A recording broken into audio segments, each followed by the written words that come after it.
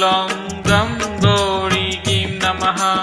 ॐ ह्रीं श्रीं ग्लौं गं गौरीं नमः। ॐ ह्रीं श्रीं ग्लौं गं गौरीं नमः। ॐ ह्रीं श्रीं ग्लौं गं